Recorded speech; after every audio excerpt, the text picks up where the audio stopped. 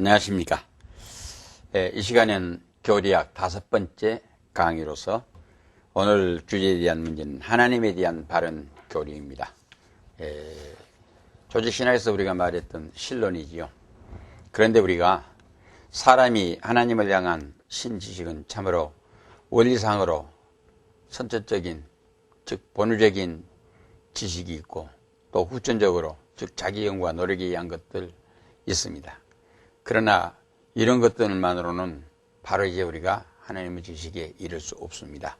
여기에는 방법상으로 이성적인 것 외에 하나님의 계시적 방법이 있다는 것을 알고 이 계시적 방법에 의존하고 계시적 방법이란 먼저 성경에 대한 신적 권위를 인정하고 늘 제가 이야기합니다만 항상 우리가 기독교에 대한 그 진리를 공부를 할 때 또 하나님에 대한 기독교 신앙에 대한 것을 공부를 할 때 우리는 성경의 신적 권위를 인정해야 하는데 성경은 하나님께서 우리 인간들에게 우리 인간들이 알 만큼 우리 인간들이 믿을 만큼 우리 인간들이 하나님에 대해서 이해할 만큼 모든 것들을 만족하게 그래서 우리가 소위 그 perfection, 만전, 완전 하나님께서 우리에게 필요한 것들은 그대로 완전히 주시어 있습니다. 그렇기 때문에 우리가 성경에 대한 바른 신앙, 우리가 바른 이해, 바른 믿음을 즉 그거는 성경의 신적 권위 늘 말씀드립니다마는 아마 여러분들만이 아니라 여러분들이 주변에 있는 모든 또 교인들에게라도 이 성경에 대한 신적 권위 성경은 하나님의 진리요 하나님의 말씀이요 하나님의 계시요 하나님의 진리요 반드시 성취하실 하나님의 언약이라 그래서 성경에 대한 확신과 그 애착심 그래서 늘 애독함으로 인해 가지고 성경을 기준으로 해서 우리가 모든 걸 연구하게 된다 하는 이 말이겠습니다. 그리고 제가 이 자리에서 늘 말씀드린데 사실 여러 가지 학설들이 많이 있지만은 지금까지 이 교수들에서 학자들에 가지고 어떤 학설만 가지고 소개받다가 그것으로서 학문을 하는 것으로 신학을 하는 것으로 끝나버리기 때문에 매우 방황스럽습니다. 정신적으로 사상적으로 뭐가 뭔지 잘 이해를 못합니다. 그러나 제가 늘 서서 여러분들에게 강의를 할 때마다 말씀드리는 것은 분명한 자기의 실체, 정체를 자기의 지론을 확보해야 합니다. 바로 이것이라는 것. 이러한 뚜렷한 기준을 먼저 확보하고 그런 다음에는 옳은 것과 그런 것이 우리에게 어떻게 부딪혀온다 할지라도 우리는 헤쳐나갈 수가 있습니다. 그래 아쉬운 것이 있다 그러면 우리 한국교회 목회자들에게 신학의 그 약점이 있다는 이 말이겠습니다. 그래서 누구든지 이 신학의 바른 정론을 확보해야 합니다. 그래서 여기에 우리가 바른 교리를 확보한다는 게 매우 중요합니다. 이 시간에 말씀드리려고는 하나님에 대한 교리도 사실상 신학교에서 신론에 대한 문제를 한 학기 동안 연구를 하고 공부를 해야 합니다. 그러나 여기서 우리는 교리학적 입장에서 하나님에 대한 교리의 바른 이해를 어떻게 해야 할 것인가 이렇게 우리가 말씀드리려고 이 시간에 제가 생각합니다. 첫 번째는 하나님의 존재에 대한 증거인데 지난번 우리가 조직신학 또는 변증학 시간을 통해 가지고 말씀을 드렸습니다마는 우리가 교리학을 공부를 할 때도 한번 짚고 넘어가야 합니다. 첫째는 이성적인 증거와 성격적인 증거가 있다는 것을 누누이 제가 말씀을 드렸습니다. 이성적 방법으로 하나님의 존재에 대한 완전한 증거는 이룰 수 없습니다. 그래도 유추적인 추구에 의한 가상적인 이론으로 하나님의 존재에 대한 것을 증거하고 유실론의 입장을 지키려는 학자들의 주장들이 있기 때문에 이러한 것들을 우리가 한번 생각해 봅시다 하는 말이겠습니다. 하나님의 존재의 증거에 대한 학설은 여러 가지가 있습니다. 그러나 그들 가운데도 널리 일반 보편적으로 알려져 있는 대표적인 것들 몇 가지만을 골라서 여기에 소개한다면 존재론적 증거, 우주론적 증거, 목적론적 증거, 도덕적 증거, 그리고 역사적 증거 등등이 있습니다. 그리고 이제 거기에다가 한 가지 더 한 것은 자기의 인생의 생활의 경험에 대한 증거입니다. 우리가 본능적으로 하나님의 존재를 인정을 하게 됩니다. 그러나 제가 먼저 여기서 말씀드리고 가는 것은 우리가 아무리 이성적 판단에 의해 가지고 하나님의 존재를 인정한다고 할지라도 우리 기독교적 입장에서는 이 객관적인 입장에서 우리가 존재를 인정하는 그것 가지고 우리가 유실론이다 하지를 않습니다. 하나님과 관계의 문제입니다. 생각해 보십시오. 늘 제가 얘기합니다만 우리는 하나님을 아버지라고 믿습니다. 아버지할 때 우리는 아들이고 딸입니다. 하나님의 자녀와는 부자 간의 관계를 가지고 있습니다. 관계를 지었을 때는 분명히 관계를 가진 사람은 하나님이 계신다는 하나님에 대해서 유실론이라고 당당히 얘기할 수 있습니다. 그러나 관계가 없이 하나님이 계신다는 존재를 인정한다는 것 가지고는 유실론이라고 할 수가 없고 엄밀한 의미에서 봤을 때는 그 사람 무실론이라.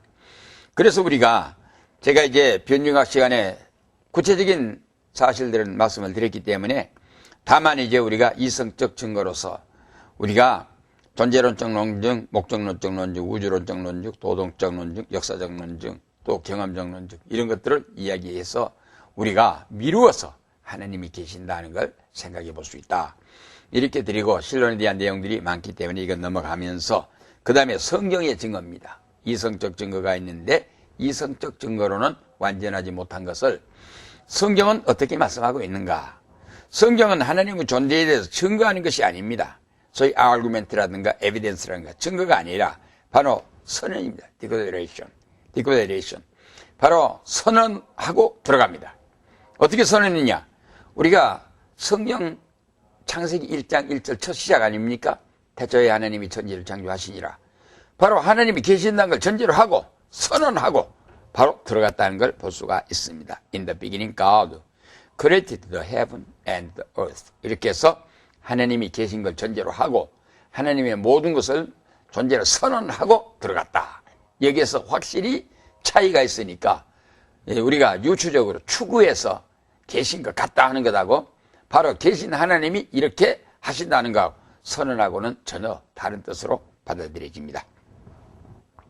그러면 우리는 성경을 통해서 하나님의 존재를 연구한다거나 증거하는 것이 아니라 그 하나님과의 관계와 성경대로의 믿음과 그리고 하나님의 요구에 도달하려는 목적을 향해서 갈 뿐이라는 것을 분명히 하고 있습니다. 그래서 우리는 성경을 통해 가지고 하나님이 계신다가 아니라 이미 계신 하나님이 어떻게 하신다는 걸 존재에 대해서는 선언하고 그의 명령과 의지가 또 뜻이 어디 있다는 것을 우리는 내용을 하고 들어갑니다 하는 것으로 성경에 대한 증거를 우리가 말씀을 드립니다. 그 다음에 두 번째 이야기는 하나님에 대한 명칭입니다. 물론 우리가 서기학적 의미에서 구약과 신약에 다양하게 하나님에 대한 그 내용을 말씀해 놓은 걸 볼 수가 있습니다. 구약을 통해서 우리가 보는 하나님의 명칭은 여호와, 엘로힘, 아도나이 등이 있고 신약에는 데오스, 이 파트레크리오스 등의 이름으로 호칭하고 있습니다. 그러한 것들은 서기학적 시간에 연구하기로 하고 여기에서는 교리학적인 입장에서 저는 이제 다음과 같이 정리를 하게 됩니다. 아마 여러분이 이 교인들하고 이제 뭐 데오스니 엘로힘이니 야훼니 엘로힘이 그런 이야기들을 써봤댔자 그것이 별로 효과가 있는 거 아닙니다. 그러나 우리가 가장 쉽게 호칭할 수 있는 것은 첫째 하나님입니다. God. 이는 보편적인 의미에서 하나님에 대한 호칭법으로서 누구나 부르는 이름입니다.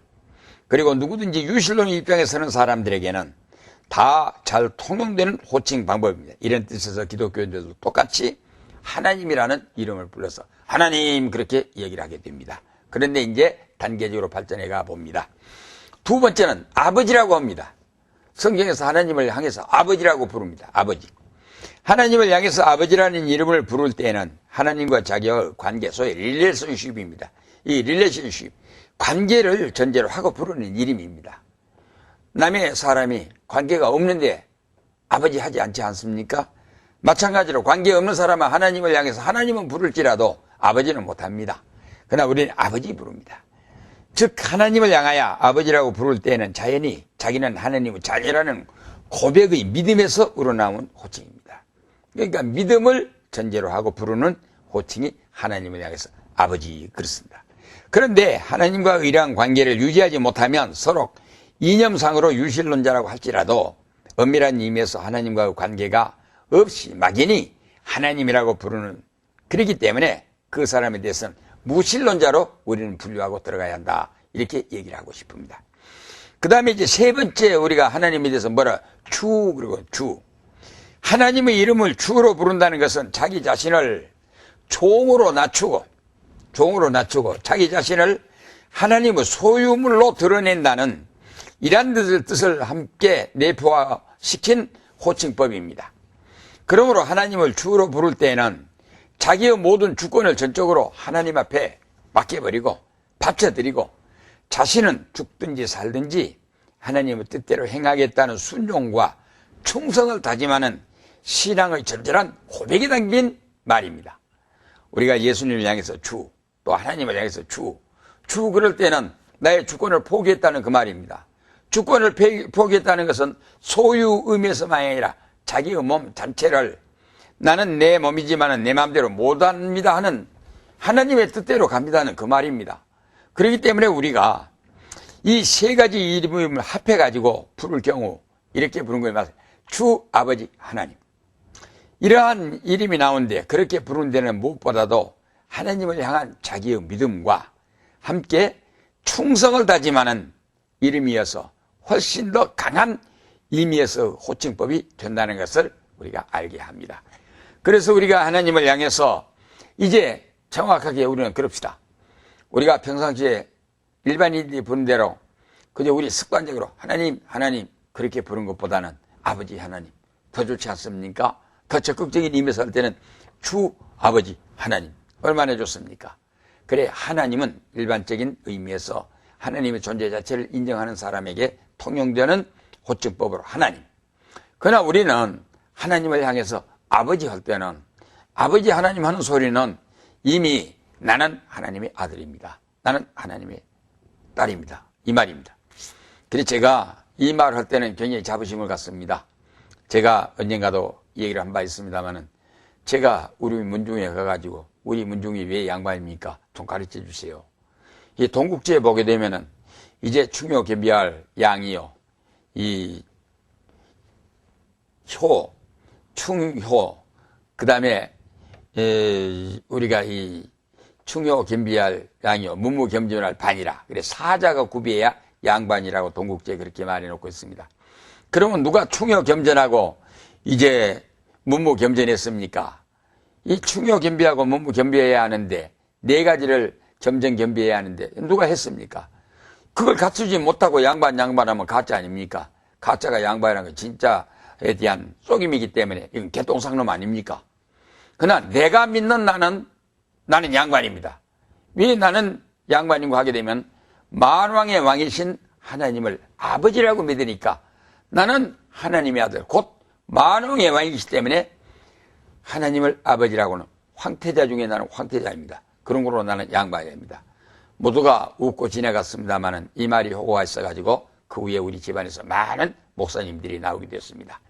적어도 우리가 하나님을 주 아버지 하나님 하는 것은 아마 하나님의 축복이요 은사요 특권 중에 특권이고 하나님의 성령의 은혜로 말미암아 되어진 하나님의 은혜의 사랑이라고 저는 이렇게 고백해서 여러분도 습관적으로 하나님 그러지 말으시고 주 아버지 하나님 이렇게 붙이는 것을 습관화시키는 것이 좋을 것 같아서 여러분에게 권해드립니다.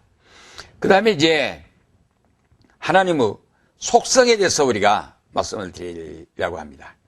하나님의 속성, 소위 이 attributes of God입니다. 하나님의 속성, 하나님의 성품에 대한 것입니다.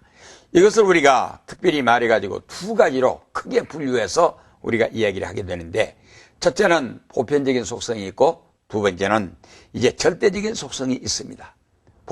첫째는 보편적인 속성이라는 게 이 하나님의 보편적인 속성이라는 것은 하나님의 지식, 하나님의 지혜, 하나님의 선, 하나님의 사랑, 하나님의 거룩, 하나님의 긍휼, 하나님의 진실 이런 것들을 말하는데 이런 사람들은 이런 성품들은 사람들의 이성을 통해서 그 인격 속에 전이되는 하나님께서 넘겨준 하나님의 성품이라는 말이겠습니다.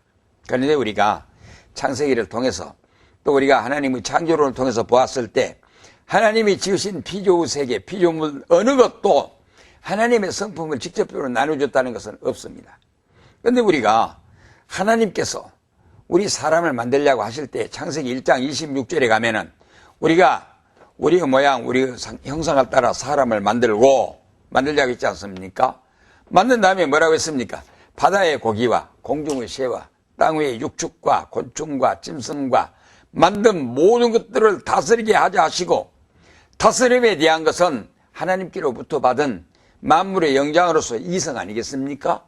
즉 하나님의 위격, 그 하나님의 위격이 지정의 아닙니까? 우리 사람에게 이성을 통해 가지고 이성을 통해서 인격을 이루게 했는데 하나님께로부터 부여받은 지정의, 하나님과 같은, 즉 하나님으로부터 전이돼서 부여받은 하나님의 성품이 우리의 인격입니다. 그래 믿는 사람들은 신비적인 신령한 계시적 방법으로 우리가 하나님 앞에 접해가지만은 이성 그대로만 가지고 갈 때는 자기 판단의 양심 명령에 따라 갖고 움직여 가기 때문에 하나님의 바른 요구에 이르지 못하게 된 것입니다. 그래서 우리가 이 하나님의 보편적인 속성은 하나님께서 우리 인간들에게 하나님 닮음의 영원한 생명성, 그 다음에 주신 이 이성, 바로 이 하나님의 전위적인 속성으로부터 얻어 받아가진 이것인데, 바로 이것이 하나님의 보편적 속성에 속한 것입니다. 이러한 속성은 하나님께서 인간에게 처음 창조하실 때부터 만물의 영장으로서 만물을 어떻게 주관하고 어떻게 다스리고 어떻게 정복해 나가야 할 것인가 하는 이 이성적 성품, 그 지각을 주셨다 하는 의미에서 하나님의 보편적 속성을 설명할 수 있는 것입니다. 그 다음에 하나님의 절대적 속성이라는 건 무엇입니까? 하나님만이 갖는 성품입니다. 바로 이 하나님의 절대적 속성이란 인간에게 전이되지 아니한 하나님만의 속성으로서 하나님의 자존성, 바로 이것이 하나님의 자존성, 이건 하나님의 절대적인 속성입니다. 그 다음에 하나님의 불변성, 영원히 변치 않는 하나님의 속성, 그 다음에 하나님의 무한성, 끝없이, 그 다음에 유일성, 하나님만, 존재가 하나님만, 그 다음에 하나님의 단순성, 이런 것들을 이룬 말로써 이건 인간들에게 전이되지 아니한 하나님만이 갖는 성품입니다.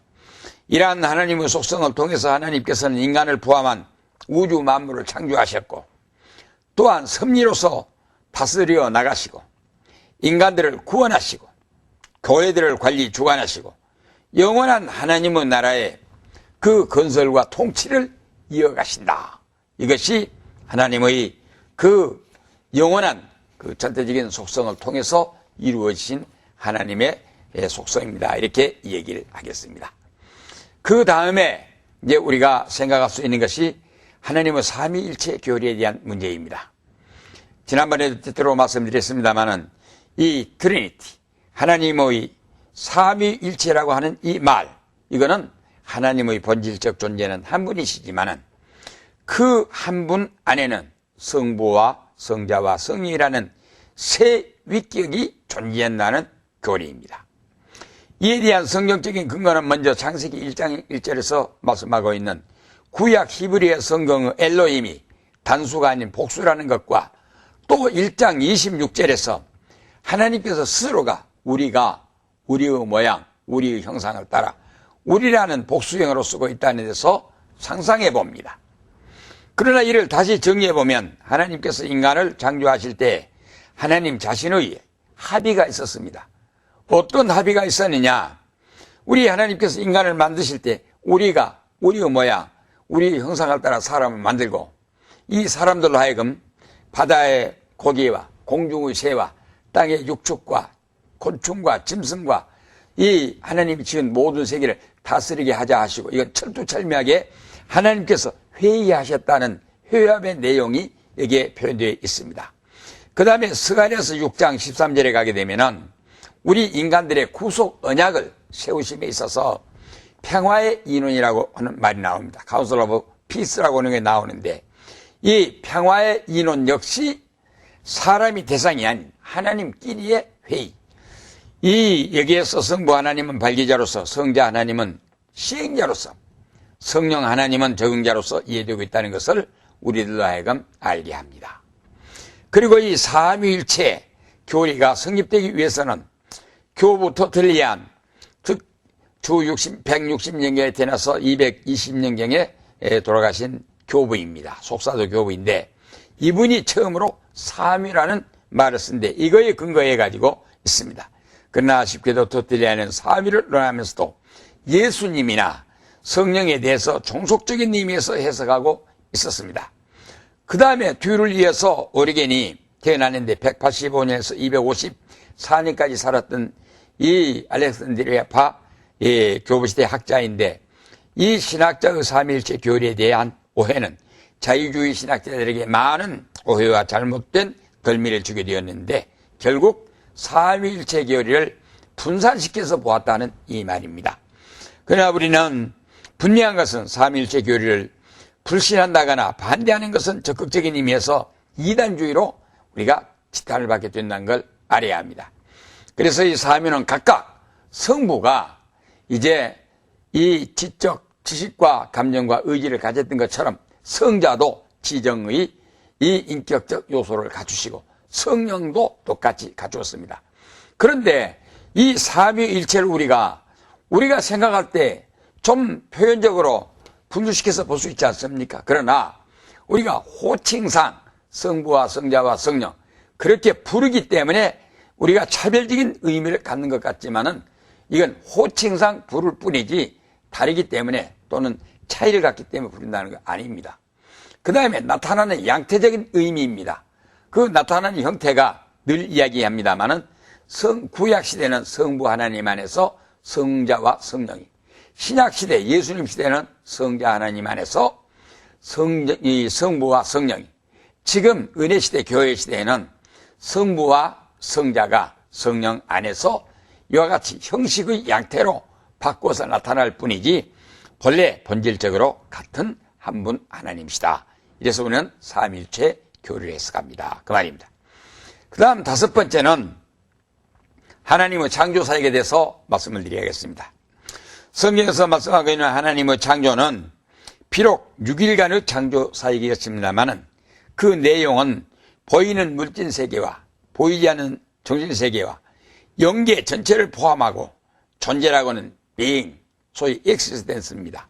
또 형식, formality, 전체를 하나님의 창조사역의 범위 안에 넣고 해석해야 한다 하는 이 말입니다. 그리고 하나님의 6일 창조를 설명함에 있어서 6일간의 그 하루를 현재와 같이 24시간의 하루로 볼 것이냐 아니면 한 주기로 보아야 할 것이냐 하는 이 점에 대해서는 일단 24시간의 하루로 결론 짓고 들어간다는 걸 우리 알아야 합니다. 이에 대한 구체적인 논의는 별도의 연구의 과제로 돌리기로 하겠습니다만 하루 24시간으로 보는 이유는 하나님의 전능에 근거하고 또 성경에서 말씀하고 있는 내용들이 똑같이 하루를 24시간으로 하루로 요약해서 말씀하고 있습니다.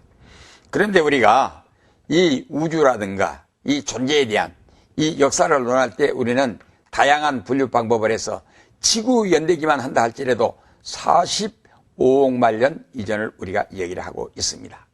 그리고 우리가 이 역사 연대를 연구함에 있어서 무생대, 원생대, 중생대, 신생대 이렇게 분류를 해서 해석하는데 17억 5천만 년 이전을 우리가 소위 무생대로 얘기를 하고 17억 5천만 년에서 7억 2,500만 년까지를 우리가 원생대로 하고 이 2억 5천만 년에서 7억 2,500만 년 전까지 우리가 중생대로 하고 그 2억 5천만 년 이후 시대를 신생대로 해갖고 분류해서 해석을 합니다. 그리고 우리가 지금 눈의 어떤 공룡이라든가 화석 또는 이제 고고학적 발굴에 의해서 되어진 것을 보아가지고 우리가 지구의 연대를 45억만 년, 더는 50억만 년 전 또는 이제 그 이전의 역사 연대기를 이야기를 합니다. 그러나 우리가 이 성경에서 말씀하고 있는 이거는 존재의 발생에 대한 연대기를 의미한 것이 아니라 우리 인간 구원을 이해한 성경 역사의 이야기이기 때문에 우리가 6천년을 이 시작의 연대, 창조, 우주 창조의 연대기로 해석한 건 잘못된 것입니다. 왜 그러는가? 우리 한번 생각해 보세요. 우리가 성경을 통해 가고 에덴 동산의 역사가 있습니다. 그러면 어떠한 고고학적 학자라든가 어떠한 이론의 학자를 학적 근거를 제시한다 할지라도 에덴 동산의 역사가 몇 년간이냐 하는 것을 해석할 수 있는 사람이 있습니까? 없습니다. 에덴 동산에서 몇 년간을 살았다. 그 연대는 아무도 모릅니다. 또 아담이가 134에 셋을 낳았다고 했는데 그러면 아담이가 그 아담의 나이가 130살에 이제 그이가 835년을 살았다면 언제부터 시작해가지고 아담의 나이를 계산합니까? 그건 에덴 동산에서 나온 다음부터 계수됐다는 걸 알아야 합니다. 적어도 창조는, 하나님의 창조는 시간의 시작의 발생입니다. 시간의 발생, 존재의 발생이, 그러니까 공간의 발생, 시간의 발생, 또 하나님의 형식의 발생, 모든 게 시작입니다. 그러나 우리가 이 에덴 동산의 역사에 우리가 알아야 합니다. 에덴 동산에는 뭐가 없었는 것은 세 가지가 없습니다. 첫째, 에덴 동산에서 우리 인간들이 살아나올 때는 뭐가 없어요? 죄가 없었습니다. 죄가 없었기 때문에 죄가 없는 인간에게는 시간 제약이 없었습니다. 하루 가고 이틀 가고 1년 가고 10년 가고 100년 가고 1000년 가고 만년 가고 연대가 없습니다. 그 다음에는 공간적인 제약이 없습니다. 어떤 제약 아래 지금처럼 차를 타고 비행기를 타고 움직여 다니는 그런 것이 없었습니다. 그러면 죄가 개입하기 이전에 그 역사의 연대기라는 것은 우리가 이해할 수 없다는 걸 알아야 합니다. 그건 왜 그러냐? 우리가 지금 이상적인 세계로 지향하고 있는 천당, 천당은 죄가 없는 세계 아닙니까? 천당의 세계는 천년이고 만년이고 100년이고 10년이고 이렇게 연대가 기록되어 있지 않습니다. 영원 무궁하리라입니다. 그렇기 때문에 시간적인 공간적인 제약이 초월됩니다. 그렇기 때문에 에덴 동산 낙원 파라다이스처럼 죄가 없고 시간과 공간의 제약이 없는 세계가 우리가 가려는 천당입니다. 그리고 이제 성경을 보십시오. 베드로후서 3장 8절에 너희가 이 한 가지를 잊지 말라. 성경을 말씀하고 있습니다. 무엇입니까? 축제는 하루가 천년 같고 천년이 하루 같다는 이 한 가지를 잊지 말라. 그러면 하루는 24시간인데 천년이 하루 같다고 했으니까 24시간 곱 천을 한번 해보시죠. 천여이니까 24에다가 365일 1년을 곱하고 거기다가 다시 천을 곱해보시오. 그 숫자가 얼마입니까? 우리는 천문학적인 숫자가 나온다는 걸 알 수가 있습니다. 그런데 하나님 안에서는 그 하나를 했습니다. 하루가 천년 같고 천년이 하루 같다는 이 한 가지를 잊지 말라. 그러니까 하나님 안에서 시간은 항상 현이라는 걸 알 수가 있습니다. 이런 의미에서 우리가 생각해 보았을 때 이 에덴 동산의 역사를 우리가 몇 년간이라고 단정할 수가 없습니다. 그리고 또 우리가 이야기한다 그러면은 이 해와 달과 일, 시, 연, 월, 계절 이런 건 넷째 날 창세기 14장 이후에 되어진 사건이기 때문에 그때도 주기설로 얘기할 수가 있겠습니다만은 그런 구구한 주기의 논리를 배제하고 저녁이 되고 아침이 되니 첫째 날이냐 둘째 날이냐 셋째 넷째 다섯째 여섯째 그리고 일곱째 날까지 하나님께서 동일한 방법으로 그리고 우리가 하나님의 전지전능하심을 믿기 때문에 이걸 구분지어 가지고 우리가 이제 이것을 구분지어 가지고 주기로 해석한 건 잘못된 것이고 우리 성경사를 통해 가지고 지금 10억 말년이 또 이제 몇십억 말년이 무생대, 원생대, 중생대, 신생대 하는 연대기하고 성경에서 말씀하고 있는 창조 연대기하고 틀리지 않느냐. 이거는 더 성경을 연구하게 되면은 그러한 이론을 주장한 사람들이 잘못되었다. 이거는 우리 인간들의 구원을 위한 성경 역사를 이야기하는 것이 이제 말씀하고 있는 것이지 창조의 사건을 이야기하는 것이지 연대를 이야기하는 것이 아니기 때문에 6천년설 가지고 창조설로 단정해서 이야기한 건 잘못됨이라는 것을 저는 이야기하고 별도의 기회가 있으면 여기에 대한 구체적인 논의를 해드릴 수 있겠습니다. 이렇게 얘기할 수 있겠습니다. 마지막에는 하나님의 예정과 선택입니다. 하나님의 예정이나 선택이라는 교리는 하나님의 주권을 근거로 하고 이해되어야 합니다. 왜 그런가 하게 되면 존재와 형식의 모든 되어지는 것들, 나의 존재 발생과 나의 운명 전체가 하나님의 주권에 들어있다 하는 이걸 우리가 인정하게 되면 압니다. 그리고 우리는 과거에 선지한 사람이 아닙니다. 내가 과거에 있었던 내가 아니라 선지했던 내가 아니라 하나님의 평균 안에 나는 있었습니다. 그거의 근거는 어디가 있습니까? 창세기 1장 26절부터 시작됩니다. 왜 그러냐? 하나님께서 아직 인간을 만들으시기 이전에 하나님께서 뭐라고 했어요? 우리가 우리의 모양, 우리 형상대로 사람을 만들자 하시고 바다의 고기와 공중의 새와 땅 위에 있는 육축과 짐승과 모든 것들을 다스리게 하자 하시고 그러니까 하나님께서 우리 인간을 만드시기 이전에 벌써 마음에 인간을 두셨습니다. 생각하셨습니다. 그리고 이 인간들에게 만물의 영장으로서 구원을 맡겨주자 그랬습니다. 그러니까 우리가 만세전을 나를 택하여 세워주시고, 그거는 존재했다는 말이 아니라 하나님의 경륜 안에 내가 있었다 이 말입니다. 그러니까 존재를 발생시키고 형식을 발생시키고 나의 존재와 나의 운명 모든 걸 이제 발생시키신 하나님의 주권을 바로 이 얘기한다고 하면은 하나님의 예정과 하나님의 선택이라는 교리를 반대할 이유가 아무것도 없습니다.